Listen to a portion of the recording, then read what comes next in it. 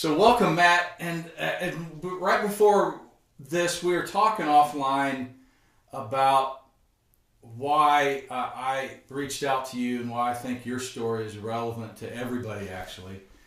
And I think there's something critically important about what the human condition is, not during success, not how to be successful, is when things fall apart, what people do to recover them. So, and I like the way that you said it in one of your TED Talks, and you do a blog as well, and I was reading that. So my first question is this, because what I do is I'm interested in what you went through and what was the outcome of what you went through, rather than how much money is in your damn pocket. Because I don't know if I can get that, but I can have an experience of hitting the bottom because I've been there so many times. I think it's my name in that floor. So I'm interested in that because people rarely recover from the bottom of something. And a lot of people have not seen the TED Talk or even know about you. Take a little bit to describe what you do as a businessman, or however you want to lead into that discussion of what you do as a business, and then how you got to that bottom. Well, I mean, I've been on the bottom, in so many different situations. I mean, I was on the bottom when my real dad left when I was 6 months old. He left my mother and I high and dry. I was on the bottom when my adopted dad, he used to call me stupid and idiot and retard every day of my upbringing. I was on the bottom when I got hurt, supposed to go to play college football, and got hurt 9 games into the season of my senior year in high school with a bad neck injury. That was the end of that. And then I was on the bottom when I was 25 years old. I started my equipment finance business out of a dumpy 1-bedroom apartment with a phone and a folding table and a Yellow Pages. And look, I don't avoid the bottom. I relish the problems because I think they're very important to push people to appropriate levels. The downside for me in my business, the equipment finance business, it's simple description. We finance in 4 industries. We finance trucks, tow trucks, construction equipment, and moving trucks. It's very simple. It's a very blue-collar business. It resonates well with me and who I am. And in essence, we borrow the money low and we sell the money as high as we can get it without deteriorating the credit quality of the borrower. And so it's a very simple business model, and our job is to find as many truckers who want to buy trucks and finance them. And so, after 18 years of killing myself, my team and I did it, and we hit the goal, which was to build a $100 million a year business. And I just while some people were celebrating, I would lay in bed at night, and I just knew it was not sustainable. I just knew this business was going to fail. I think that's an important component of maybe successful people, maybe gritty people, I'm not sure, but when everyone else thinks it's the crescendo, most of us are looking for the shoe to drop. What's coming around the corner that no one else is seeing, but we know. And I hear that from a lot of successful people. I talked to Steve Harvey one time, and despite the tremendous success that Steve Harvey, he thinks it's all a sham. He's like, when's everybody going to figure out that I'm just a regular guy? And I think there's a lot of truth to that. And so I just began to explore, why do I feel that this isn't going to work? Why do I feel like it's unsustainable? And why do I kind of feel as though, when I'm talking about our growth plans and all that sort of stuff, that I'm not even buying into it? By the way, I had total clarity that we were going to build a $100 million business. There was no question in my mind. But the minute I started talking about a $250 million business or a $1 billion business, I didn't believe it. So I just began to tear it apart, and I began to see things in my own life that needed work. I needed to see things in the business that needed work. Those things primarily were, what the heck do we stand for? Man, what do I stand for? I mean, I've bent so many rules to build that business. Not from a legal standpoint. Everything was legal. Sure. But from Well, I mean, we're in a very regulated industry. I mean, people are like, you oh have my a good gosh. attorney doesn't make it legal. That's fair to say. But, so many people are like, oh my gosh, how much cash do you get, on sales like that you can bury? And I'm like, there is no cash in my business. It's called wire transfers and certified funds. There's no mattress money that happens in my industry, right? But where it does become is, what are you willing to tolerate? And I was willing to tolerate a lot of stuff from a lot of different people to get to a certain level of financial success. And I didn't want to do it anymore. And so I began to explore who I had become. And I had become a bad guy. I'm not afraid to admit it. I was ruthless. I was a bully. I was everything I started out to fight for, which fight for the underdog and to fight for injustice and to give people a shot and give them the chance that maybe they can't get someplace else. Man, I was stealing that from them every day in here. And I become a bad guy. And by the way, I need to be frank about it. I'm not apologizing for it. I actually believe that most people need to take their success more seriously, Tom. I think a lot of people limp into their success because they are so afraid of who's going to be upset with them, and they just play in this middle lane. And I was playing on the far end for a long time. I wouldn't have taken your apology anyway. I don't accept apologies. People are the way they are, whether they learn and grow from it. That's really the conversation of, and I think how you structured the beginning of that conversation is pretty cool, because everybody wants to be successful, but they don't realize a lot of things. And two things you mentioned, I know we could talk about a million things. How to be successful, Google it. It'll tell you. And then one thing that you mentioned, I noticed in the people that I've met in the past 30 years, people who are successful saw it in the beginning. Yeah. When nobody else did. Whether you're trying to be a SEAL, whether you're trying to be a leader, whether you're trying to open up a business, or be a dad when you come from no family. Successful people see it way early, and then they stick it out until they get there. How they get there is unimportant. You can Google how to make $1 million on Google, and it will tell you a step-by-step procedure, except people won't do it. Which leads into the thing that I'm really interested in, is what happened when you hit bottom? Because you were at the top. And I always like this, the people at the top are about ready to slide. It's better to be number 2 or 3. Number 1, you're like, hey, I've just made it to the Grand Canyon, and oh my gosh, I'm not interested anymore. Wow, I always say that. I always say it's better to be vice president than president. Yeah. So what happened when that you hit it, and then you pulled the residual relentless mean bastard with you, and whatever word you want to call that, and then what was that awakening? It's usually an event. There was an event, but there were multiple events, and I can't put a level of extremeness to these events. They were extreme for me, but they may not be extreme for someone else. But one of the events was, as I talk about in the TED Talk, where we were doing a live radio show at that time, and I had put up with so much mediocrity. Even though we had achieved that success, there was so much just okayness going on around this office. And by the way, because the business is the reflection of the owner, Tom, and so I had, I ballooned up to 331 pounds. I'm 6'2".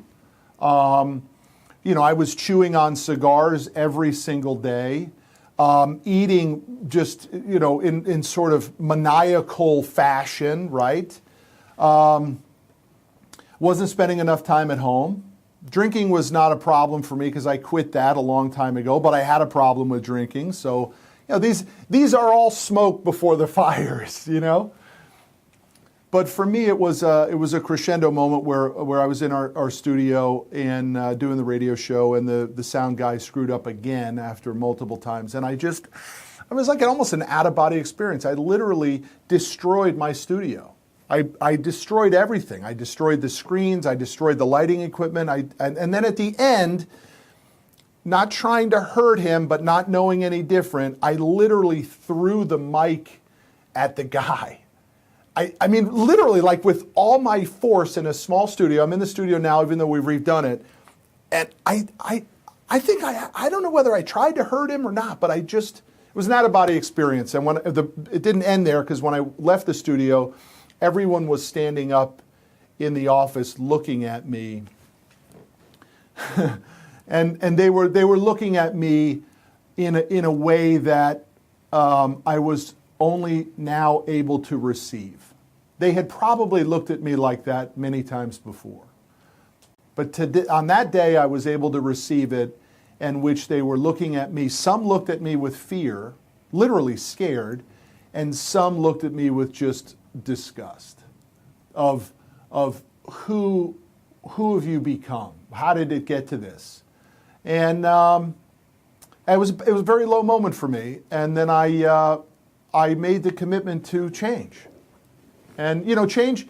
Some people change takes time, and I think in some people, Tom, it takes an instant. And for me, it was instantaneous. It was just like that for me. And that was it. And I set out on a mission to be a better version of me, which I knew would be a better version of the company. And that we called the torch. We actually named it. And we torched the company. We tore it down to the studs, and I rebuilt it the way it should have been built in the first place, which is the way every business should be built in the first place, based on mission statement and core values. And then all the other things I was so relentless to, the sales data and the numbers and the goals, and all of that, my relentlessness on all of that went out the window, and I was only relentless on the mission statement and the core values. And I would not waver on them. And I was tested a lot because people didn't want to buy into it. And they didn't trust me anymore, right? They didn't think I was for real. They were waiting for me to change back. And I wouldn't. At the end of the day, to get off the business topic, we lost 7 of our top producers, and that was a $30 million hit in a matter of 60 days. And so when people say, well, what was the cost of the torch? My response is, we got out easy, right? Because some people have to torch a marriage, and some people, they have to torch friends, I just lost a few bucks. Or they have to torch habits that have created this. That's why I say I can't define the severity of it, because some people it is death and some people it is health, and I've had my fair share of those scenarios as well. But in this specific example, to answer your question, it was in the treatment of the people that helped me build the business.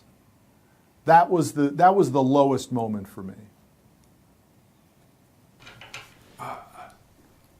And most of I train executives across the country to have these experiences, because they're massively important. Making money, oh my gosh, I get it. I know it's important.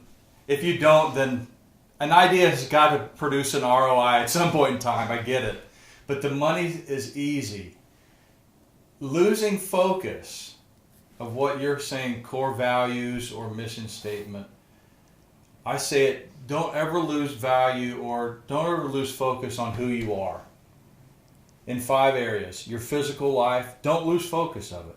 What you're capable of learning, your business or however you derive value, your relationships, and your spiritual life. Those 5 areas. And there be mission statements in all 5. That's your life. There may be a 6th area. I just haven't found it, and I'm totally open to it. If you do one area, just one, you'll collapse it. If you just work out, you can't sustain that, because then you don't have any money. If you're just in a great relationship at home, It ain't going to last very long. If you just go to a cave and pray to God, you're going to die in about 7 days because there's no food, and there's no way to make money. So all those have to be interrelated every day. And what I've seen successful people do is they do one until it gets really good. It's like, oh man, this is good. Pro athlete, you give them $100 million a year. A pro athlete dumps $200 million a year. Like, how do you do that? But they're only good at one area. So I'm interested in not having a collapse. And the thing is, I had the same thing. I had the point where in my SEAL career, I got to the top. And, whatever the top would be in the SEAL career. Able to kill, because that's what they do. And able to survive it and able to lead men in chaos. When I came back from Afghanistan and I took over sniper course, that was to me the cherry on top of the ice cream of a successful life and career was taking over sniper course. That was my way to give back. After sniper course, hey, do you want to go take over one of the teams? It didn't wake me up anymore. Yeah. And I was the angriest dude ever. And terrible. I about, lost my family over it. And I probably made 100 more enemies than I already had. And I woke up going, I'm totally out of balance. But I'm out of the balance at the top, which I didn't anticipate that. It's usually you think, I need to get better at the bottom. No, you need to get better at the top, because the top is not sustainable. But here's something that I think is really interesting, because for people that have to start low and end up getting high, I think what we don't realize is that the most successful people I know, Thom, do not live in chaos. They really do live, and I suppose we should define success, right? Because there's the obvious, maybe that goes without saying, but when I'm referencing success in this capacity, I am talking about financially successful. They live simple lives, like they answer the phone, and they return your phone call, and they're open for a good, enlightening discussion. Because at a certain point, when scale kicks in business, other people have to be empowered to do all those things, so you can just be, like I try to position myself here, as the keeper of the culture. That's now my job. My job is to make sure that all of that hard work sticks around for another 23 years. And I am convinced the only way it works is if we have people all on the same mission, who believe in the same core values, and who enjoy coming to work, and obviously can make income, probably better than most, especially if they're performers. But that's my job now. My job isn't to close deals anymore, and it's not to figure out marketing campaigns and stuff like that. It's to make sure that we're putting a footprint on the universe, right? But I a lot like of people the way don't you do define that. success, and I didn't mean to brush over it. Most people walk around with different definitions of success, even in the same business. So if you have your mission statement, this is what I'm saying success looks like. Change it now, but if we step out of this room, this is what success is going to look like. How I determine, or how I phrase success, is that you did what you said you were going to do. Mm-hmm. It was clear, you said it, whether it was gray or concise, and then that happened. Could be big or small. Like I say, I'm going to go walk across the street and get the mail. You go out and get the mail and come back. That was success. Yeah. Anything off of that is different levels of success. I'm going to go run 100 miles. Okay. The only way you know where you were successful is when you come back having run 100 miles. If it was 99, it's a different level of success. You can gain from not being successful. You know what I mean? But I think for human beings, it's not the right mission statement. It's that you had a mission statement and you did it. Simplicity. I like the other thing called simplicity. I've never seen anything advanced in my entire life. Ever. Never. It's a series of very basic things it's blocking that and can happen tackling. rapidly. It's done over and over for a long period of time with hopefully people who are on the same bus wanting to go in the same direction. And when that happens, it's far more magical, in my opinion. Maybe it's just the stage I'm in, but it's far more magical than the climb. Because the climb is a pretty nasty climb, right? It's just sort of the cost of admission. I mean, anyone who thinks the climb is easy, and again, whether it's a climb for fitness or it's a climb for achievement in the SEALs or in business, it's a pretty nasty setup. A lot of bad days. Yeah, everybody wants to be a Navy SEAL. And people come to me now, hey, can you? No, I'm like, hey, you don't want to do it. If you saw it on TV and got really excited about it, walk away. It's brutal. 90% don't make it. You'll see your buddies die. Mm-hmm. You're going to get a divorce. Mm-hmm. That's the deal. And you're going to be upset. And you're going to be in a terribly competitive environment. And every time you think you did well, there's somebody close behind you that's just about ready to do it 10 times better. And if you cannot tolerate that, and you got to be willing to kill, period. If you can't do that, if you think your parents are going to respect you, if you think your girlfriend's going to get naked quicker. Well, listen, that visualization and advice to someone happens in so many different things. I mean, people are saying, geez, you should go do speaking and stuff like that. And I'm saying, why? Well, why would I want? I have a 16-year-old, a 13-year-old, and a 12-year-old. I already know how that plays out. I'm away from my kids. I'm in the Holiday Inn in Council Bluffs, Iowa, getting paid $5,000, and I'm missing my Johnny Boys football game. Why do I want that picture, right? And so that visualization exercise is really important. But here's one thing I'm working on. I'd love your thoughts on this, because I have some people in my office who are absolute hill climbers. In other words, if I give them the hill, they will take the hill. The problem is, and I think a lot of people are like that, the problem is people climb too small hills, though, Thom. And so... that's a whole other problem. We want to say, gosh, that guy didn't do anything. Well, no, actually, he could have climbed a much higher hill if somebody had helped him or mentored him or gave him, as I've noticed on your website, a lot of these personality tests. I'm a freakazoid for personality tests.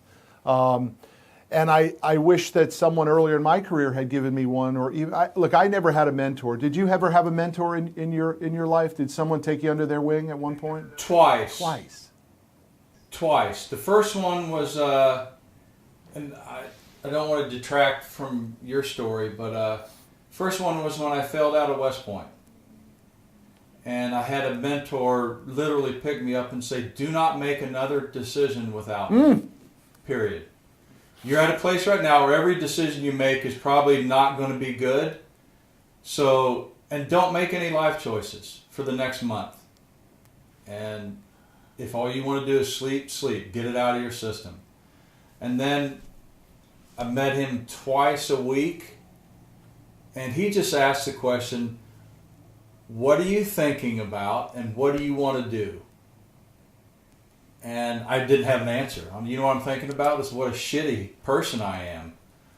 Dude, I was a golden boy. College football, I'm going to have a great life, and this, that, and the other. And now I couldn't even get into a junior college. What do I do? And he said, don't do anything rash.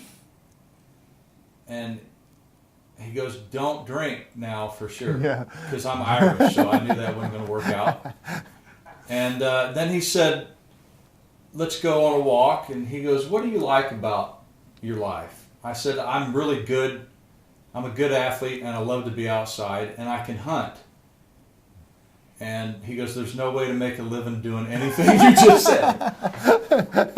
And he goes, so what about the military were you liking? I said, I hated it. I hated the structure. I hated the inauthenticity of it. And I hated the ceremony of it. And he goes, so why do you want to do it? I said, because I've always wanted to be a Navy SEAL. He goes, why did you go in the Army? I said, because my parents didn't support me being a SEAL. And he goes, here's what I'll tell you. When did you start thinking about being a SEAL? I said, probably 12 years old, 12, 13. And he goes, I tell you what, you're going to do yourself an injustice if you don't pursue it. You're already at the bottom. It can't get any worse. He goes, here, the only way it gets worse is if you die. You're that far down. Because you can't get into a school, and you can't do this, and you're already depressed. He goes, I tell you, I've done this, and he was 68 at the time. If you have any regret in life, it'll destroy you. Go back right now and go after the things that you think about at nighttime. And I'm like, here's the problem. I don't know how to swim. And he goes, I don't give a shit. You go sign up right now. You commit to your life right now and put it on paper. And it should be a scary process. Yeah. And he goes, if it's not, your hill's too small. I said, I can't do it. There's no way I can do it. I'm not even ready for it. He goes, you ain't going to be ready until you have no options. I'm like, well, I have no options. So I literally went down to the recruiter's office, and by luck, there happened to be a SEAL recruiter there, or I would have found one, but by luck, he was there. I said, I want to sign up only for the SEAL program. Is there a way to do it? He goes, yes. And so I signed the document, having never run over 10 miles, and I couldn't swim. And that's, I don't think that is, I think everybody should do that. Yes, that's the point. Commit. Why are you waiting to know how to do it before you commit? That's what I do work with businesses now, is everybody wants to plan before they commit. I'm like, the plan ain't going to last two minutes anyway. But the best thing to get everybody on the same mission right now. Commit now. Because what most people are committing to are things that once you just peel the first layer of the onion back, nobody's committed to. Yeah, nobody's committed to. Yeah. So it's all hocus pocus. It's all just silliness. I mean, I think the greatest thing I was able to get and maybe even give and receive from the people around me here was, we're going to get real. We already got here, and I've already experienced this bullshit of talking about getting here. And in my private time, I know it's not going to happen. So I'm going to come up with a methodology for us to get it. And then I'm going to present it to you all. And that's what I did, right? I came up with the first draft of the mission statement. And I went to everyone and said, here's kind of what I'm thinking. But it's not all about me anymore. It's about us. And we tweaked it. It took us months, Tom. And so that person who thinks that there should be this epiphany of how they're calling or their core values and all that sort of stuff, it is a time-taking process. It is. And it may not be months, man. It could be years. It could be I think for a guy like me, my wife always says you're a late bloomer, and I think she's right. I mean, for me to reach my consciousness, it's taken me my whole life, and I'm 48 years old. It took me my whole life to figure it out. But now, to your point about commitment, I just have ridiculous commitment on what the second half of my life and my career looks like. And it is, I have been a taker for my entire life, and now everything has switched for me to be a giver. I have taken from the universe all I should be allowed to take. Now I got to pay the tokens back. So we talked about the height of a hill. So I'm going to ask you the question. Yeah. how high is yours? Well, I mean, I have a few things that that are like one of my primary tenets, my core values is I want to be a better father to my boys than my father was to me. And in order to do that, I have to be and have been over the last year much more present in their lives. And it's not just attending the games, right? It's like, I still read books to my 16-year-old, right? And oddly enough, you know what? He still likes it, right? So I have to just be a listener more than I have been a talker for most of my life. In my relationship with my wife, my mother's been married and divorced 3 times. My wife's been married. My mother-in-law's been married and divorced 3 times. I want my marriage to work, man. I want to stick it out. So I have to give time and energy to that. To be frank with you, I don't really have these crazy financial goals anymore because I was asked, it didn't have to be financial. Yeah. Not the intent that you search for that answer. But that's because I have crystal clarity on the financial rewards that will be coming based on my my new business, the strength, the new model, the strength of that model is incredibly powerful. I have a book coming out. I lost my brother-in-law, my wife's only brother. We lost him at 46 years old. He died of cancer. He left a wife and 4 kids.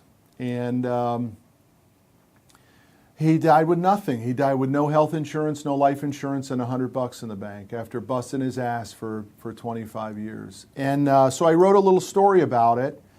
And that story got picked up by a group out of New York.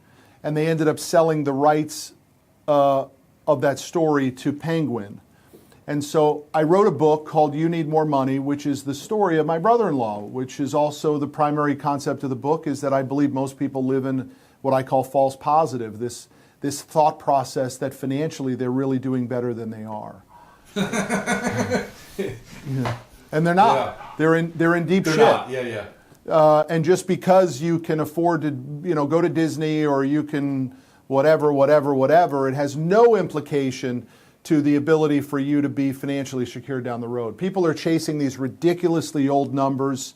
When I graduated college in 1991, to be a top 1% earner, you need to make $100,000. Today, that number is $384,000. And most people still think $100,000 is a lot of money. So the money's moved. We're chasing these old numbers. And then my brother-in-law used to always say, because we were very close, but the level of closeness that I was with him was nothing compared to the closeness that my wife had with him. And it's hard for me to even talk about, but I'm telling you, you could take me, and I think you could take my 3 boys, and she would be willing for us to go before taking her brother. They had a tough upbringing. It was the only man in her life that never left her other than me. It was the worst possible event you could have in my wife's life. And so he used to tell me all the time when we would talk, he would say, I know I'm behind, man, but I'm going to make up for it. When this happens, when I get the kids out of high school or I get the kids out of college, or when this happens, or when I make this job move, man, I'm going to make up for it, And he didn't. He went to the doctor on a Monday and left with a stage 4 cancer diagnosis. He thought he was just going to get a shot. So you don't know. What type was it? Do you remember? Yeah, he died of what's called germ cell cancer. And are you familiar with it? Yeah, nobody else will be, but yeah, I was a medic, and everybody in my family is in medicine, so. It's unfortunate because it's actually an extremely high cure rate in kids.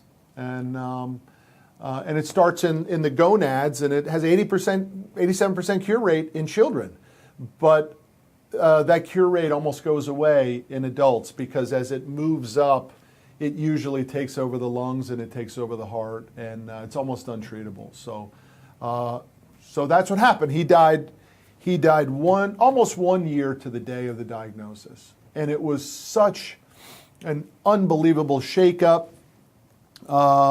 He died just under 2 years ago, and I'm telling you, just in the last couple months, I have seen my wife come back around. Mm-hmm. So I always love. Thank you for that awesome, authentic conversation. The reason why I think it's important for for successful people to talk openly, and whether people think that I'm successful or not. I'm 50 and I survived combat, and I got it. You know what I mean?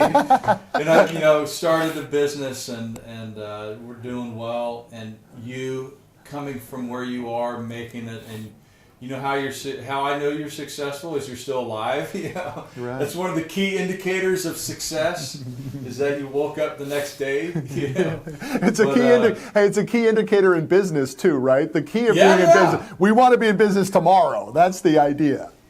So I get a bunch of real successful people in a room, even if it's competitive. Put them in a room. You know what they end up talking about? Never business processes. It's all this stuff. And one of those 5 pyramids, I call them. And I never would have thought 4 years ago when I got out of the teams that I would be talking about the powerful or the negativity that a CEO has with his significant relationships. I can go in and look at a business and tell you, just by talking to the CEO, how is your shit going on at home? And if they can authentically talk about it, I can say, I'm going to invest in this company failing or succeeding. Because if it's disruptive at home, the CEO is probably going to work himself into a frenzy at work. And then it'll hit a plateau, and then there's going to be a massive loss. Or he can't scale left and right, or horizontally. Or if the CEO is getting love from somewhere else. Yeah, no, that that's can actually legit. be okay for the company. Yeah, that's legit. Know what I mean? No, that's for temporarily. But I mean, look, I've been involved Temporarily, in yes. thousands and thousands and thousands of customers. And I've seen all those scenarios, right? And they all lose, right? All of them lose. And by the way, it could be the external relationship. It could be booze. It could be it could be drugs. I mean, it could be gambling. I mean, all of those end in the same dead end road. They do. Yep. And that's why I say if I can ask these questions of a CEO, I'm like, okay, got it. So I'm about ready to invest in the company having a loss. It's either going to happen in the next couple months or in 3 years, but this is going to, as long as he's there doing living that life, the rug's going to massively be pulled out. Yep. And on the opposite side of that coin,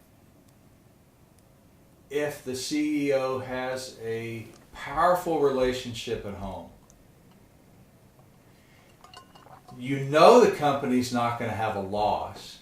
It's just, where is that company going to grow to? There's one more piece, though, Tom, which is important, though, that... Yeah, there's many. There's thousands of pieces, but yeah. But, there is this layer of ambition that that I just don't think enough people have. And so the billion dollar question is how do we manage ambition and weave your pyramids together?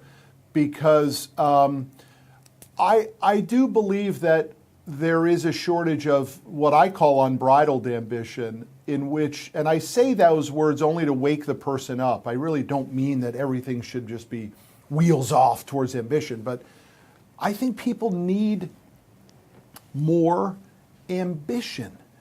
They are too damn complacent, and I do believe there's a business component to that, but clearly there's a relationship component to it. There is a massive health component to it. It's with all right, is there all 5 of your items here, right?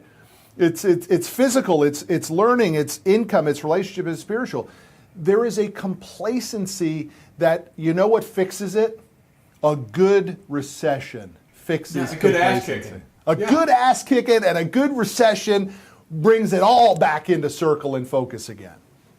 Well, so that's also the model that model's not the right word. Let's forego hitting the bottom and get to what you're doing from the bottom up. What you know to be successful. And here's how I frame it up, and I'll try to do it rapidly. Without defining, I can't, it's very difficult to, if I could teach this in 5 minutes, I would freaking teach it. I just can't rapidly teach it, and it's probably because I'm just dumb. I just can't find a way to do it fast. It takes me about 10 months to train one person. I'm like, I would love to have it done in a month. It only is eight training sessions, but it's not what I say, it's what the other person learns, and then I have to keep them on track. So here's the final analysis is this. Everything in your life has to be measurable. Everything. Those 5 areas. You have to have 5 measurable goals. The reason why I say it would be complicated for me to, in 5 minutes, show you how to have a spiritual goal.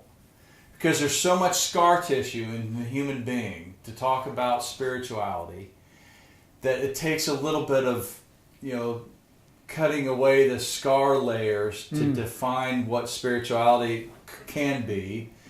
Spirituality, by my distinction, is how everything across time, space, and distance is interrelated.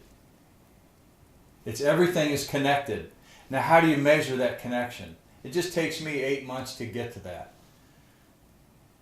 And Thom, your spirituality definition then really transcends religions. I mean, you're not connecting religion to spirituality. You're actually taking it to karmic or energy kind of a spirituality. Yeah, everything is connected. Gotcha. And religion is just the study of what happened in the past. That's what the word religion means. It comes from the etymology of religos, which means to relate this current moment back to the past. As interesting as that is, I don't care.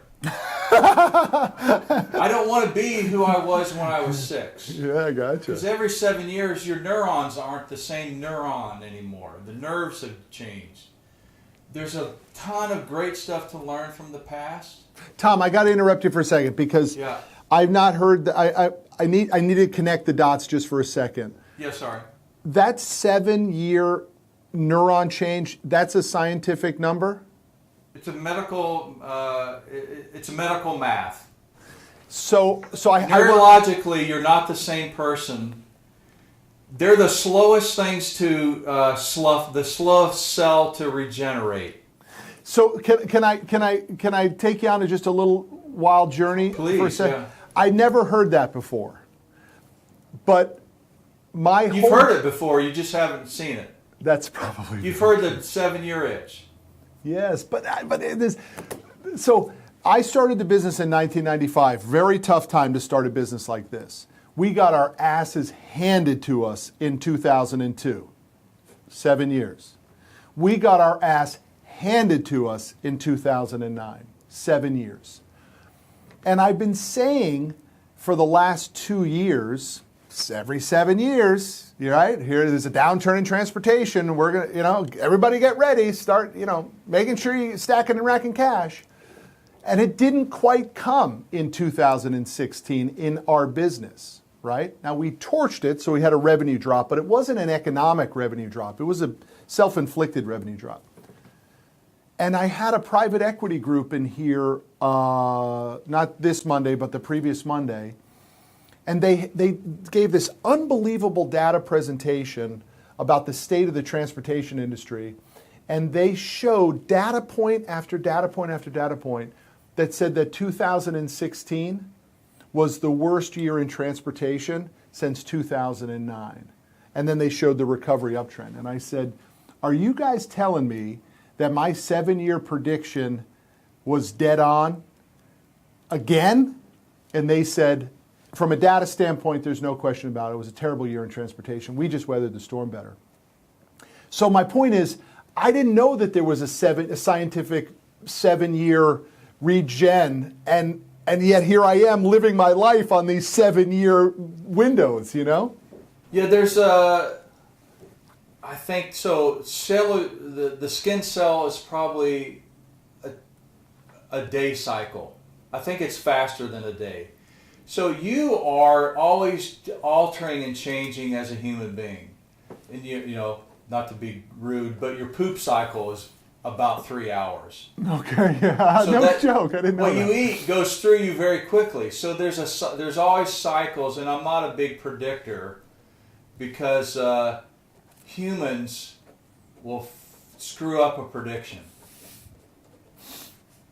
Because humans can change things quickly in a second.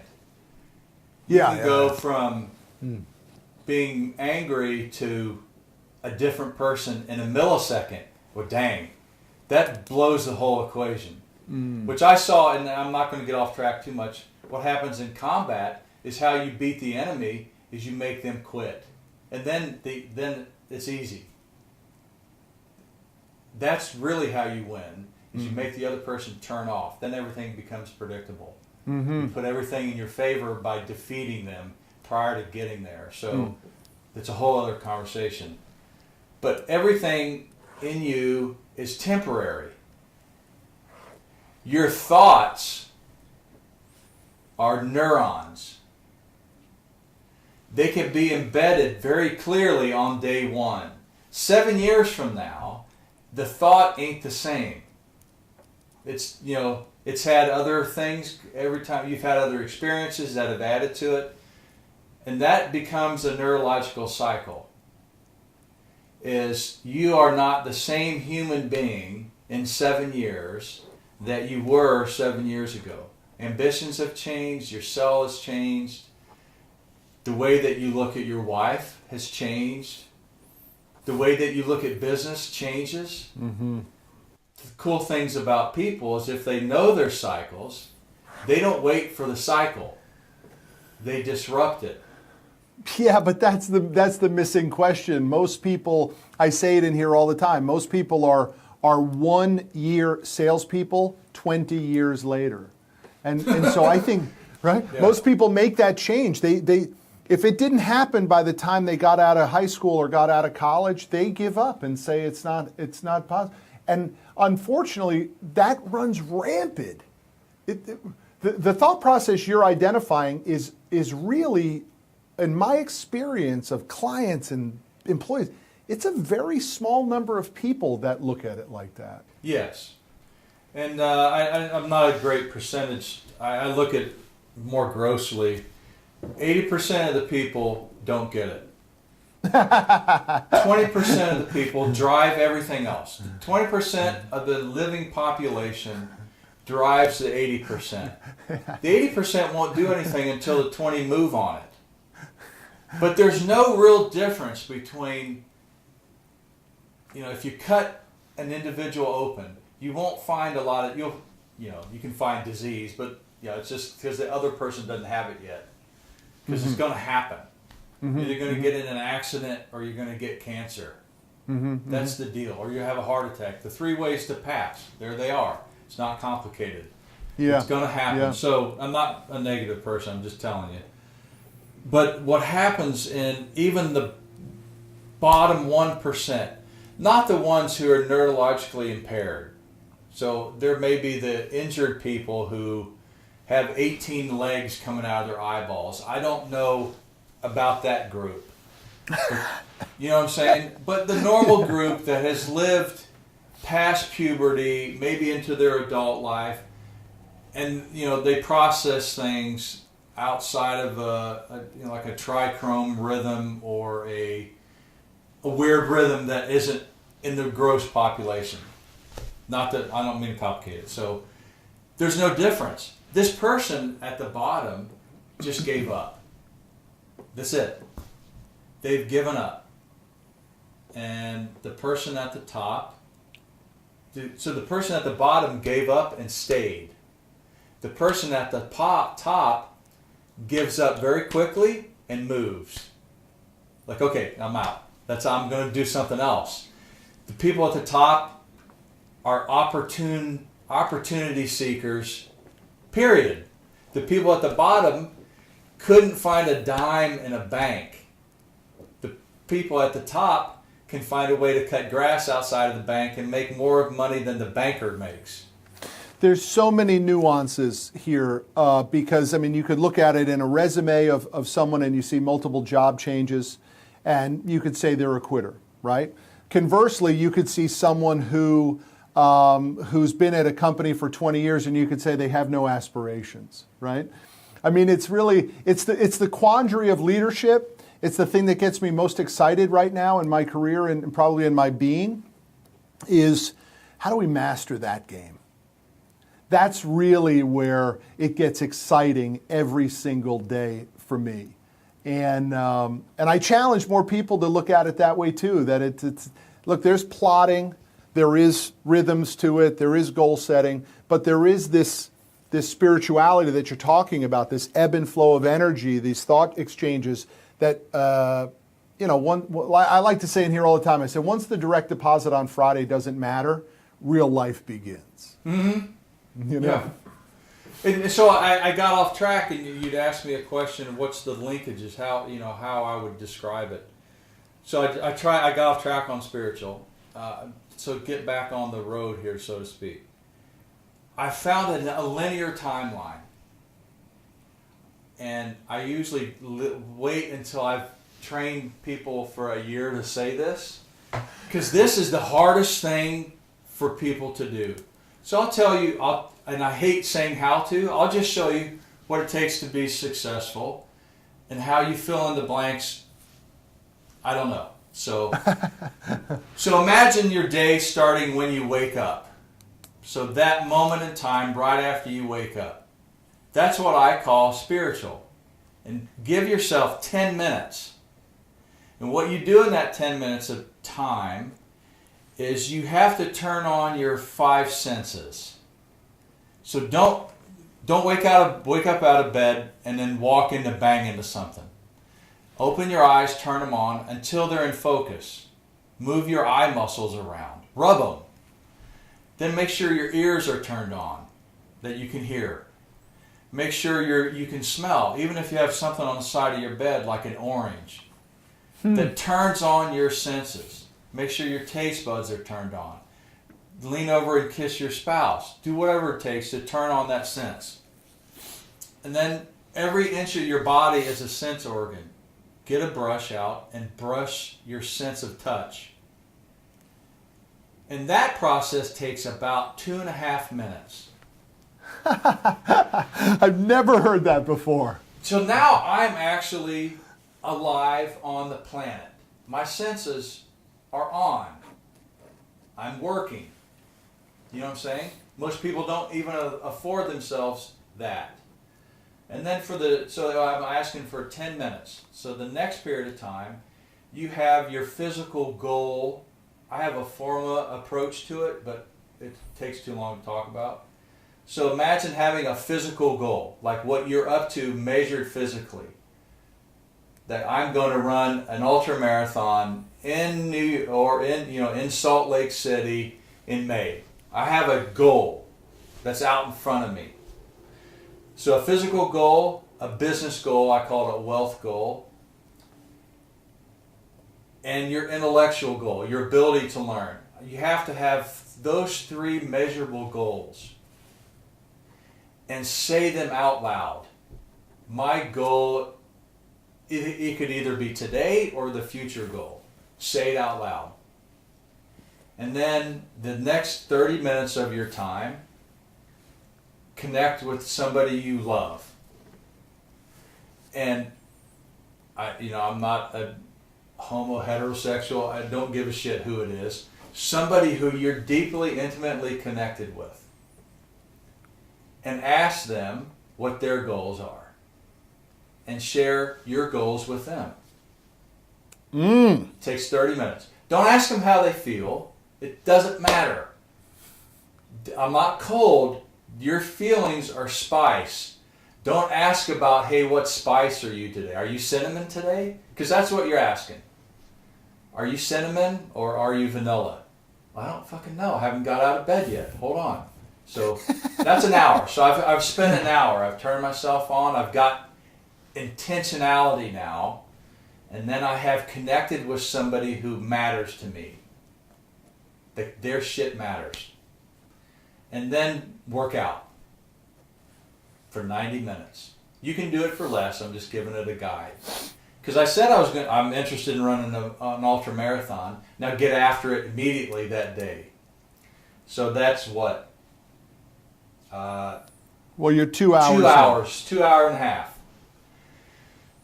And then go pursue your life, your financial goals if they are that.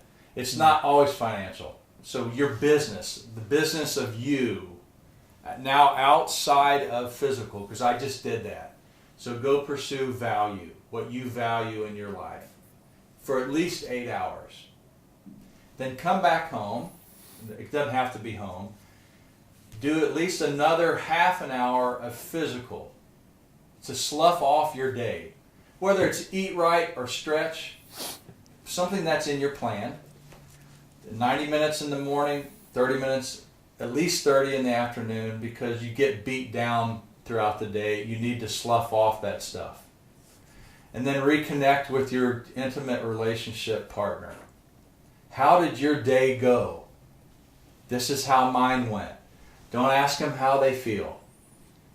It'll come out, but don't directly ask, how was the cinnamon today? You know what I mean? So, and then,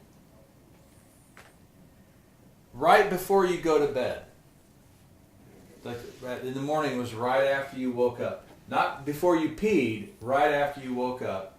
You turn your stuff on. Now I'm beat down. Shit ain't working anymore. I'm confused. I'm angry. I'm disjointed. Nothing matters. I'm disconnected from everything. Turn your senses back on. The last thing you go before you go to bed. Make sure your eyes are functioning. Make sure your ears are functioning. Your nose is functioning. Your taste buds. Your skin's turned back on. Reread. If your goals have changed, reread them before you go to bed. You know what? You will sleep like a baby. Because there's no confusion anymore. That is I'm not something asking else. myself, how do I overcome shit? You'll solve that at night. And in the morning, you're going to solve it that day. Don't try to go to bed solving it. Just state what your mission is or your goal. And let the miracle of a billion-year design, functional, genius system, let it solve it at night. And what will be more appreciated is your spouse will be massively appreciated. Thom, talk to me about food intake there, though. What? And I see here I am like a taskmaster. How do I put this into play, right? Yeah. But what is the nutritional intake there, and how important is that through this process? There's again that I would call that a how-to. That's a tactical thing. It would have to be dependent on what you're doing. So you know, run ultra marathons. You do high intensity things. We have two different things that we are interested in. My nutrition is dependent upon my expressed goals in my life. And don't eat what somebody else eats. Eat what's relevant to what you're doing. You can play with nutrition. It depends what you're trying to get from it. Are you trying to lose weight? Are you trying to increase strength? Are you trying to have more mental acuity? They're all different. What about the water intake? What about, I mean, in both scenarios, I assume that water intake and hydration, massively important. Yeah. Here's the deal. 8 liters a day. Liters. Not 8 glasses, 8 liters a day. Well, I have to carry it with me. It doesn't, oh, wait. So you have to talk to people to be successful? I have to carry water with me to be healthy? Yeah. So that's nobody does. It's very difficult. That linear timeline that I tried to articulate in hieroglyphics to you, the most difficult thing you'll ever try to do. It goes in waves. When you do it, it's your capacity to deliver is on a ramp. When you don't do it, it feels like When you do it, massive. So you can turn things around massively. I call that a balanced formula or a balanced life. I think it's a very powerful roadmap. It doesn't mean that it's successful every day, but I'm intentional. All the human being needs is to give it something that's intentional. Because 80 million years, this thing has programmed itself to be an intentional survival mechanism. If you don't put something in there that's an intentional driven by you, it'll go immediately into survival mode. And the only thing that it knows how to do is survive. And how it determines it's been successful is that you woke up. So you can be a drug addict, non-intentional human being, and take drugs. It still thinks it's successful because it survived. Right. And the formula is, I just got to make it through the day. That's always running in the background. The intentional formula is, if I'm always going to be trying to get through things, we might as well make it hard. I'm interested how you handle this, though, because you and I are on the same page that change can be instantaneous, and the level of change can be massive. But how, and that is so crystal clear to you and to the successes that you've had employing that mindset. But where is your patience to others who don't see it that way? I hit bottom like you did. Like, oh my gosh, why can't you see that? Mm-hmm. It's right there. And how do you get somebody to see their own clarity, not yours? Yeah, right. And we could spend 100 hours together. You will always see it the way Matt sees it. Yeah. We may be closer in parallel. I was always interested in, why the hell can't you see it my way? And it happened before I went to Afghanistan. I was good at a lot of things. Not number one, but exceptionally good at a lot of things. I could shoot really well. And I was a good athlete.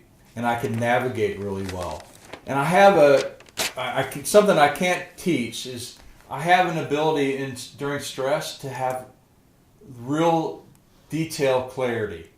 Like my heart doesn't increase when I'm getting shot at, and it feels like everything slows down, and I can say, this is what's going to happen in the next 10 minutes. And I can't articulate it. Then I couldn't articulate it.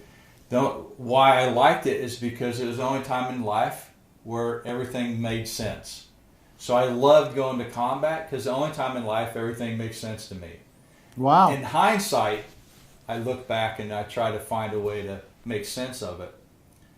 But so I was crystal clear. You give me a map, and I'm going to find the thing that you threw out, the dime you threw out of the plane.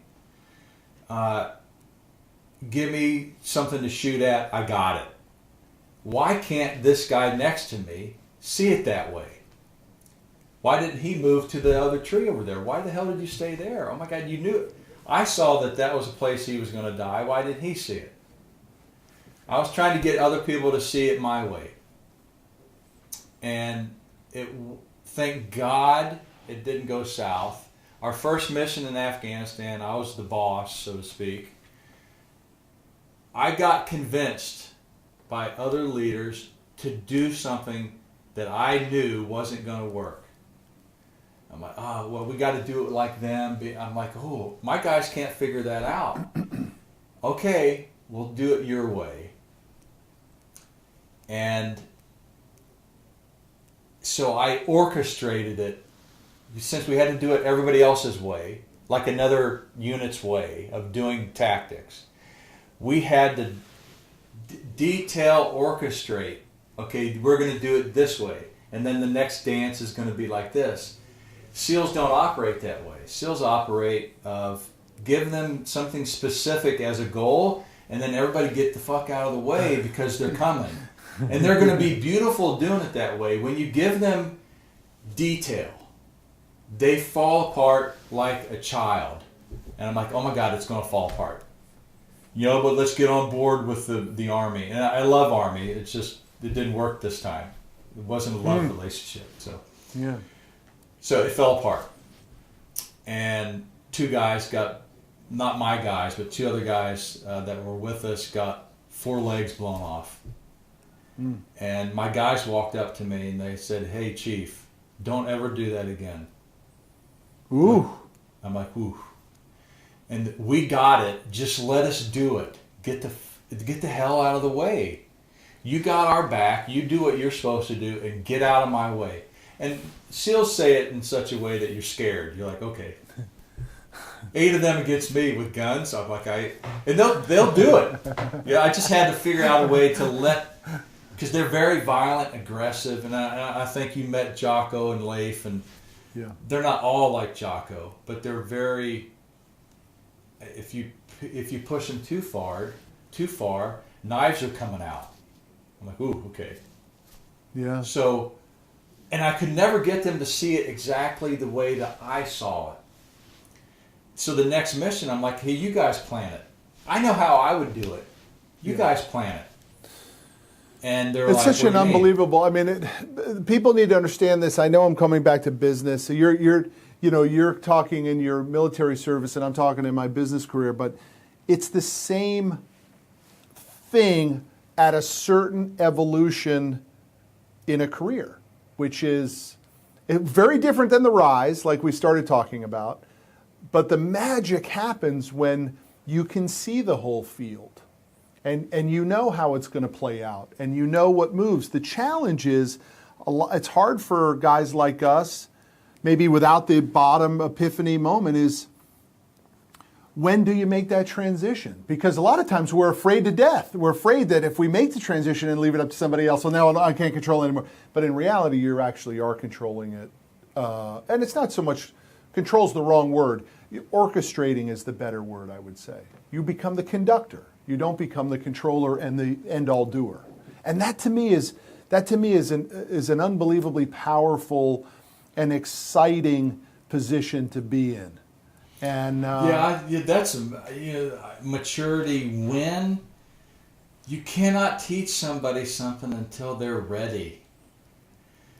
That's an old adage from like 3,000 years ago. Yeah, there's some smart dudes 3,000 years ago. The first smart person said this: don't make a decision of something on anything until you've done it 10,000 times. Yeah. Don't say it's good or bad until you've tried it 10,000 times.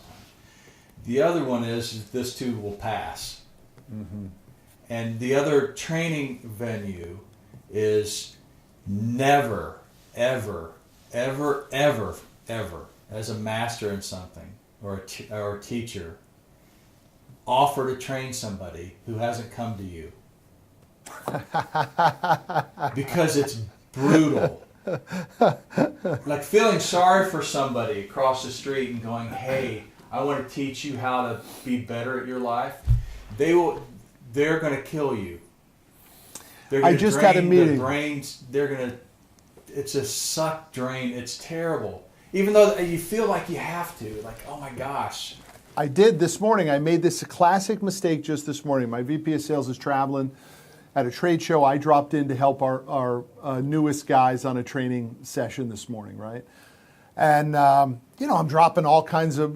by the way, it's very hard for the expert to unpack the expertise, too. It is a challenge. Isn't it tough? It's tough. It's a challenge for experts to really be able to bring it back to levels that people can understand. I don't mean that in a condescending way.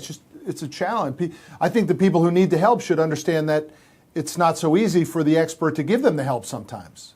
We don't know how to say it the way it has to be said for them to get it. But this morning I was in the meeting and I was explaining to the guys, and then all of a sudden I said, none of these guys have a notepad or a piece of paper. And here I am selling my soul to them of all these little nuggets that can move them along very quickly, and not one is recording it on their phones or writing it down. I said, hey guys, is that a little weird? Why is no one writing this down? And they started doing this, looking for their pens, right? I had to say to them, guys, I'm here to help you. I'm the keeper of the culture. My job is for you to be successful. But you guys got to want it as much as I want it. And I said, I hope you all have a great day. I mean, let's get after it. It's exactly what you just said. Here I am wanting it for them without them coming wanting what I have from me. Yeah. And perfect scenario. It's brutal. In our certain culture right now, this entitlement everybody deserves. Maybe in the next 2,000 years, the human being will alter itself to be okay with getting something for free. We're not designed that way. We're designed literally to have to move and have to be in a gravitational field to grow. We need gravity. We need to skin our feet up. We need to feel pain. We need to be tired. That's our current paradigm that we're living in. Yeah. Certain people are trying to break that. It's just not. It's not going to work. You're going to cause more problems. It may be a political power play, but don't ever offer. You can always offer, but don't spend a lot of your time trying to impart something until somebody has committed to learn. When that exchange happens, then miracles happen. Before that, you're like, hey, look, I've trained 7,000 people. Really? What did they do? Nothing. How many of them asked to be trained? Yeah. The one will multiply. Now all you need to do, then the always question is how you create that condition where more people come to you for training. You don't. That's the spiritual connection. When you're available, it'll happen. That's a reality, but nobody knows how to measure that. Watch, like spirituals is the most difficult pyramid to measure because it exists everywhere. You have a massive influence on people, whether you know that or not. How do you measure that? Right. How do you create a ripple and have it hit shore? And I'm interested in that because I like exponential growth ideas. Every time you do those bookends, those spiritual moments, there's other things that you can do spiritually, but I'm just saying basic. Turn yourself on and have intentionality. We've done some math behind it. It makes you 13 times more capable in the next second. I'm on. Yeah, I totally get it. I totally get it. Wow, now I want that. Now I want to go work out. Now I want to connect with my wife because I'm on. How many times are you not on and you tried to connect with something? So that I like that. And but there is a toughness though that says that listen, sack up. Right? I mean, if it's, and that's, in your book, there's that part where, you talk about where, and I don't remember if it was you or one of the guys in one of the races that you did, in which the sores on his butt cheeks, terrible. were just beyond. No one would continue. But yet this guy continued. Yeah, so that's what he displayed there is actually learnable. Most people do not give any credence or value to the fact that they said they're going to do something and they're going to see it through. I just grew up in that community where my leg hurts. Nobody cares. You said that you were going to be a part of this race or this mission, and then all the complaints dry up in the SEAL community. My leg hurts. Okay. Who's going to do anything out here to help that complaint? What can we do to get this thing going? Let's work on it. So I was, okay, you can't quit now, because SEALs have given up the right to quit. Just kill that from vocabulary. I commit very quickly, probably to my detriment. And then once I'm on, oh shit. Even Stacy's like, oh no. Really? No. So she has to say, no, we're not going to commit to that. And I have to back away from it. Can a civilian deal with that? Yes. Yeah, and so the first thing I do when I try to see if I'm going to train somebody, because it's an exchange, it's a commitment of two people's time, is I'm going to give you something to do for 3 weeks. And if they can't unwrap this first homework assignment, I bail. I'm out. Because in that first homework assignment, I can tell that they're going to keep their word for 3 weeks, which is very difficult to do for any human being anywhere. And it's at those bookends. You're going to do something in the morning, you're going to do something at night, and then you're going to increase that for 3 weeks. 700 people have tried to, what I call the first homework assignment, and 28 have been able to do it. Because nobody gives value. Real value is when you say something that defines you. Nobody gives any value to it. So I've found some interesting reasons to fail, and it all comes up in the first 3 weeks. And if you can overcome that first thing, I now know that you honor your word and you're trainable. And like, oh wow, he wants to be, or she, female clients too, they want to be here. They've hit bottom, and then they kept going anyway. Okay, we're good. And then they can communicate those issues back. Now, which gives you the power to be able to commit those back. Are great things. Because now you can say, all right, we are like-minded. Yes. Now I can help you. Yeah, it don't have to be like-minded, except for the fact that I don't know how to train somebody if they can't do what they say they're going to do. And then that's the first part of the training. The second part of the training is some other things, and then the next homework assignment is to learn to practice emotions. I'm like, what do you mean practice? Well, you have them. What are they for? What's sadness actually for? What's happiness actually for? It's a tool. They're not outside of you. They're not some thing coming down. And so that practice is ruthless. It's brutal on people. It's just an interesting thing. I'm listening to you talk about this spirituality and this emotion component, and yet, you know, the world looks at you with this vision of you know, Navy SEAL, hard ass, unbreakable, but yet you're actually saying, go there, show me that transparent. You know what I mean? It's not. I'm not getting the message that says climb the hill at all costs. It's determine your hill. So I don't know where that came from. It's just, if you're trying to sell something, you got to. Well, yeah, I mean, you got a book called Unbreakable, buddy. You know. I mean, well, no, yeah. The original title to the book was Spartan Woman. Oh, no kidding. Why, in homage of your wife?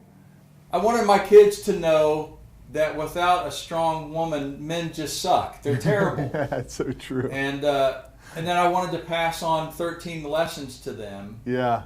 About that, if you do the lesson, it will be transformative to your life. I'm not here to help you with these things. Do it now. And I had no intention that anybody read the book. And Stacy put it on Amazon, and it got crazy. Unbelievable. The reason why they called it Unbreakable was which one of the languages behind being physical. You either think that you're broken or you think you're unbreakable. Two different outcomes from a mere mindset change. 80% of the people acknowledge being broken constantly. The other 20% have pain in their knee or a blister on their ass and go, okay, this is going to suck. I'm in. It's not going to break me. But the body can be broken. The mindset is what you have to hone in on, because the mindset drives everything, and nobody talks about it. You can lose in combat in a second.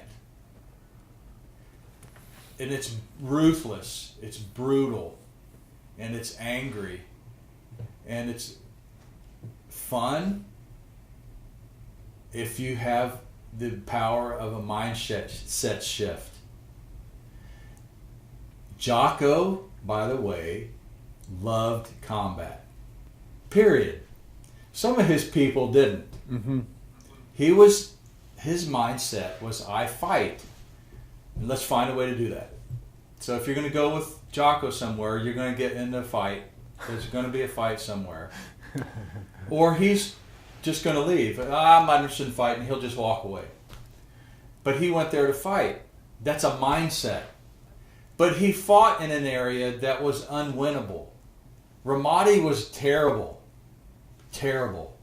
And he's like, what do you mean? Here's the deal. Y'all have given up. Right. We're just going to take it street to street, house to house.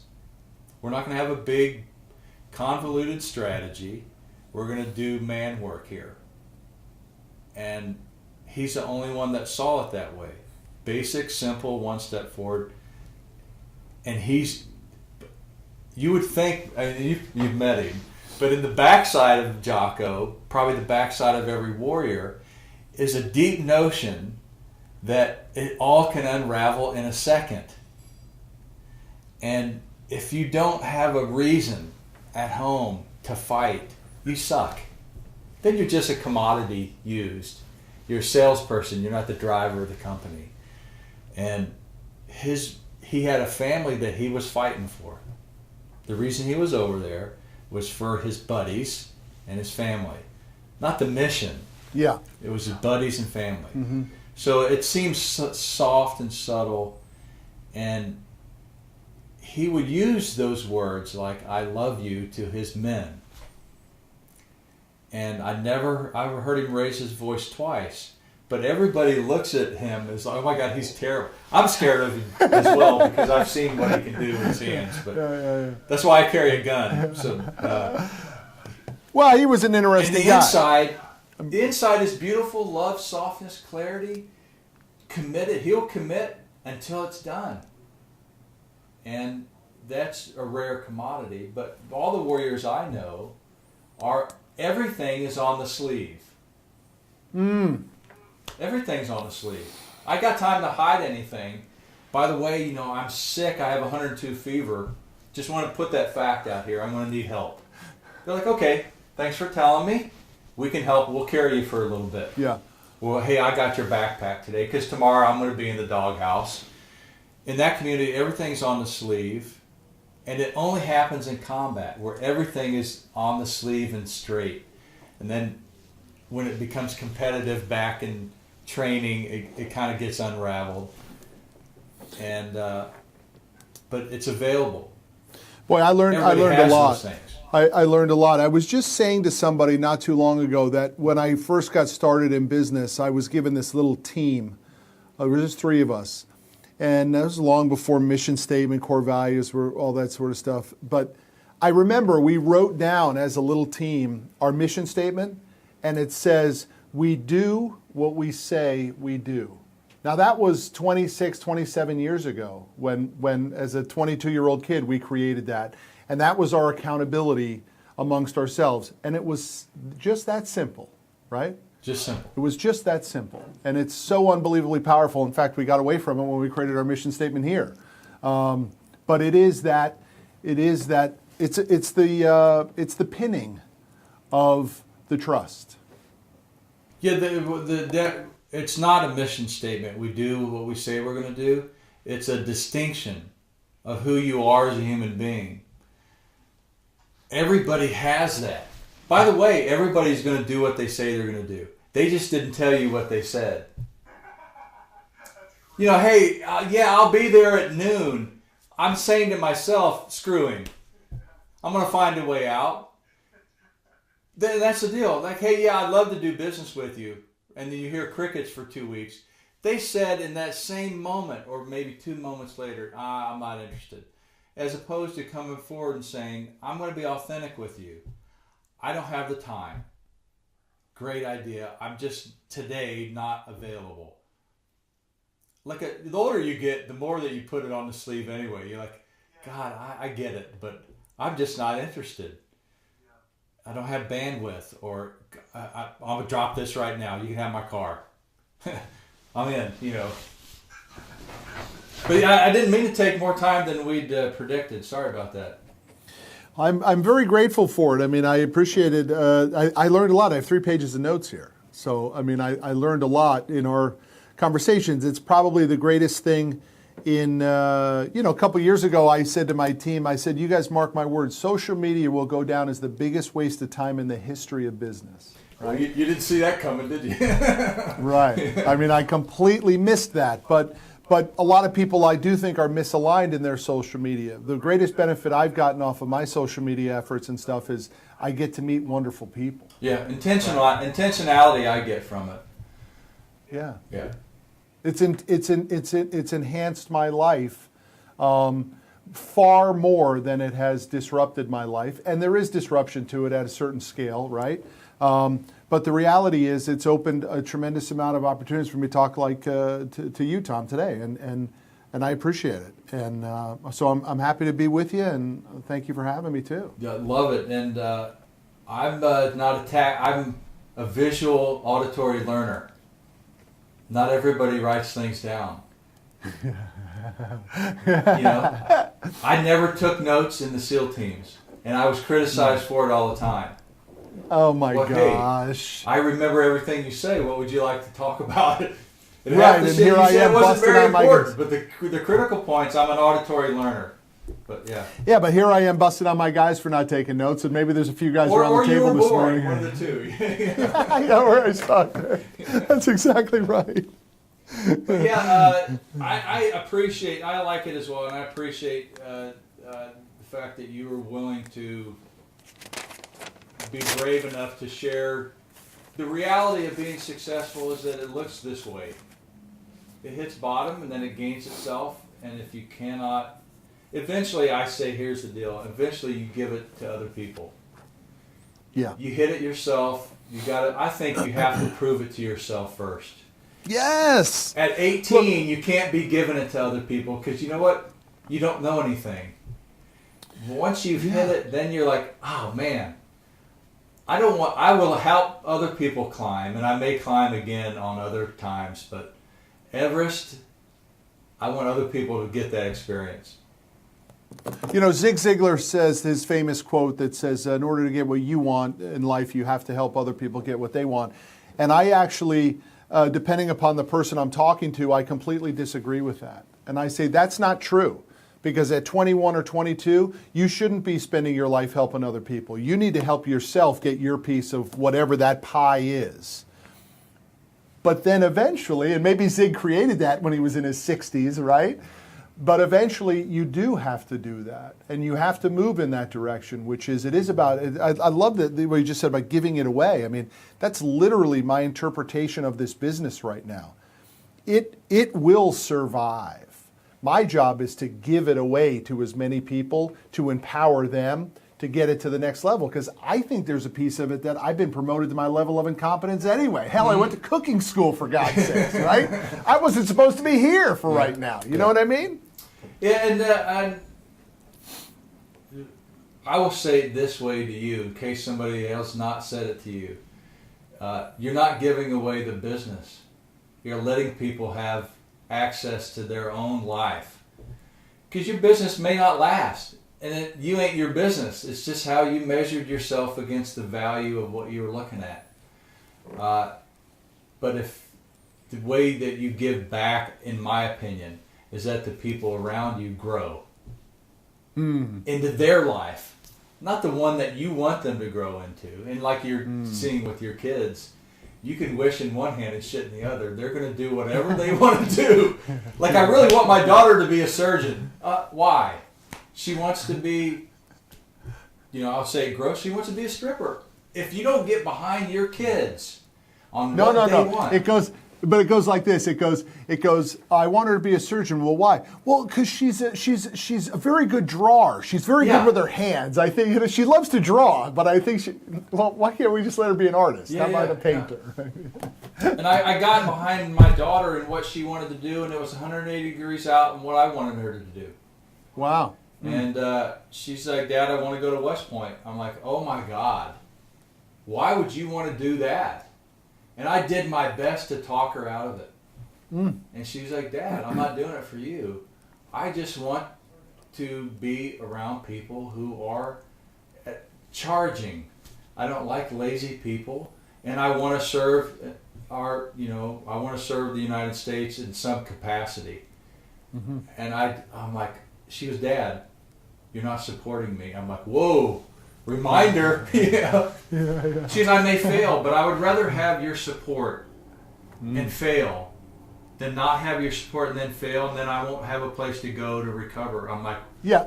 What the that hell? Went like that for you, right? That went like that was any day of the week or day it ends in Y. And so she's me supporting her. Everything is blooming for her. Not that it's difficult. And she's in an institution that's ruthless, and I think she's got like a 3.7. And she's on the crew team, which if you've ever tried to competitively row, it's the hardest athletic sport ever. Because it never lets up. There's no coasting in it. It's a 20 minutes of hardest puke your brain out activity. And she uses these words called thank you and I love you. You don't get that. And my son does that when I support him, and my youngest is mean like me, so he's like, Dad, go sit in the corner. You're acting poorly. But it's the support thing. Leaving it with this, so that's why I kind of wanted to leverage to leave it with this conversation. At the end of it, if you can support the people around you, especially your family, in what they intentionally are trying to accomplish, imagine if somebody had done that for you. Like, Tom, I don't want to be that a flag happened. layer. I don't want to do that. I want to go there. And somebody finally mentors you and says, what do you want to do? Good. What do you need my help with?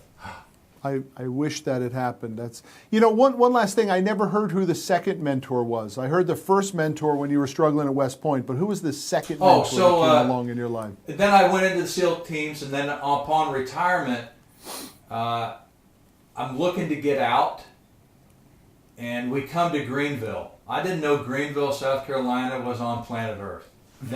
South Carolina, I'm not a big fan of the South. I'm not a big fan of anywhere, to tell you the truth. So we come here, and I meet a guy named Jerry Barber, who's a chronically successful human being who has hit the bottom 1,000 times.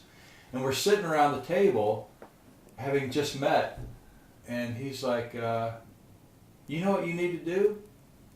You need to write a book. I'm like, well, I kind of have a manuscript. This is a year before retirement. And he goes, I'm 70 years old. I've never heard somebody say the things that you've said. Write it down. And I immediately lean forward with this woe is me conversation. Hey, Jerry, I'm a shooter. I failed out of West Point. Academics and writing are not my thing. And he goes, are you going to quit on the rest of your life? And I'm like, woo. And he goes, you can quit, but it won't be very fun. I tell you what, why don't you and I start a friendship? And it's weird hearing that from a man. That I'm like, oh God, somebody else that's going to want to be a Navy SEAL follower, And he said, but we're going to make an agreement. I will teach you the things that I know, and you teach me the things that you know. And don't fuck around with it. And I'm like, I don't know what I could teach you. And he goes, I will ask. Wow. And I said, well, I have about 100 questions. He goes, greatest relationship we have right now. I know what I want to ask you, and you know what you want to ask me. And I said, I'd love to. And I said, I have a question, a basic question to start out with. And you're going to laugh at it. How do you make money? And he goes, why you ask that? Hey, I get money from the government. I didn't know where it was coming. I thought it was a lot. 120 a year was pretty cool. I didn't get paid for what I did, I can tell you that. There ain't enough money in the world to pay you. But how do you make money on the outside? Yeah. And he goes, that's the best question I've ever heard anybody ask. Because clearly, you're coming from wherever you are. Now we got to figure out what you're good at. Yeah, it's perfect. And then once a week I met with him, and he would give me a task to go find out something that I'd asked him. I'm like, I asked you. He goes, well, go find it out. Fuck. I got to go do the work. He goes, yeah. If I tell you what to do, and if you ask me for money, this mentorship is over. If I tell you to go press button A, and you don't have to explore it, and if you ask for money because you have a debt, mentoring is over. I'm like, well, about at the point where I need money. He goes, I'll give you money, but I will never be able to teach you again. Wow. And I'm like, oh my God. So, and you know, when you get out, we got out and money wasn't coming in. Got my retirement pay, which is nice, but there was no business. Yeah. And he said, well, when you see people, what do you look at? I'm like, are you sure you want to know that? And he goes, yeah, I want to know that. So he started writing down how I saw people. He goes, good. I want you to teach other people that. I'm like, how do I do that? He goes, if you ever ask me this question again, I'm going to leave. Stop asking me how to. I can't tell you how to do anything. And I'm like, well, I still don't know how to make money. He goes, it doesn't matter how. Commit to getting the thing that you want. Commit to getting a keynote that you talked about. Commit to getting a client. And he goes, if you ask how to, I can call. There's 1,000 ways to how to. Call somebody. And I'm like, oh my gosh, I got it. Exactly what you're saying. Keep solving the problem. There's 1,000 solutions. Don't ask somebody for the one. You're very lucky that you've had two people like that, because I have to tell you, I can't think of one. I cannot think of one person who, I can think of people who have helped me, but I can't think of one person who was a mentor, who said, let me show you the way a little bit, kid or adult. Not one. And now, I've got friends that we bounce ideas off of and things like that, but I tell you, I sure wish at some point someone, whether it was father figure or coach, a friend's father, something along the way, who said, here's what I think you'd be good at. Because I think I wasted a decade in business and maybe even in life too, just still having to work through all that stuff. It would have been easier if somebody had at least said, here's what I think you might be good at. I had to find it all out on my own, Tom. Yeah, and then we'll end it with this, is I've not, and now we kind of mentor people, and I've had many conversations with mentoring people. Nobody is ever going to tell you what you should be able to do. The exploration with a mentor is he's not going to guide you wrong, but he's not going to take the actions that you're going to take. He's going to let you show up finally. Put it on the table. And that's why I was taken by how you described your eruption in your business, is that's on the table. And most mentors that I know now, they want to see the real shit. Let me see the real stuff. Let's not talk about desire. Let's talk about the real stuff. Where are you right now? Like you're talking about your brother-in-law. They look at it, they want to know the fact. I'm depressed. Good. Let's start there. I want to leave my wife. Cool. Let's start there. Now what are we That gonna is do? a great mentor. That is a great mentor. And so, yeah, with Jerry, I get the opportunity. I'm like, I get to go share all these weird things with him, and I'll say them like they're really significant, and he'll be like, "Who cares?" I'm like, "What do you mean? It's really important to me." He goes, "No, it's not. What shall be important to you is that you get on a track of being intentional more. All this sidebar stuff, it's cool, but you don't even care about it. That's why you're chasing it." And he said something I was also I read before, is that your biggest fear, because I don't think I had fear, and we were exploring the fear conversation, and he goes, 6 years I've known you, you're the only one that I've ever met who's afraid to win. You're not afraid to die. You're not afraid to get hurt. You're afraid to win. I'm like, well, he goes, by the way, everybody actually that's the most deep fear that everybody has, is that everybody's afraid of how great they are. Yes, listen, it's a very important point for the audience to get a very clear handle on this, that most people are more afraid of their success than they are of their failure. And maybe it's cliche, I don't know, but I have seen it countless and countless times, that I have seen people more willing to fail and suck than I have seen them willing to get great and win. I say it that there's more competition for the bottom than for the top. Yeah. There's massive, But Jerry saw that in me. He's like, oh my God. The fear of success is a real thing, Tom. Yeah. He said, don't be afraid. And here's how it came out. And I'll tell everybody this, because I've hit it, and I'm not scared to say it. And trying to figure out how to make money. In the speaking business. I don't know how to do that. I really had no idea how to do that. I can carry on a conversation. And Jerry's like, okay, I'm going to get you in front of people. What's your fees?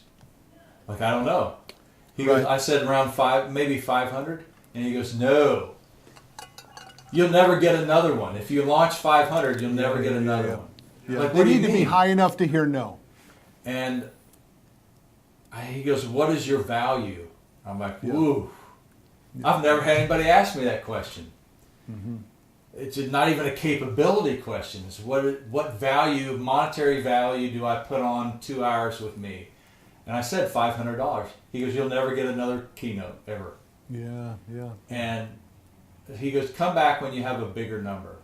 And I came back and I said, I kind of looked at other people. I don't do what they do. I do my thing. And he goes, well, what's the price that you're putting on that? And I said, $20,000. He goes, good. Offer it.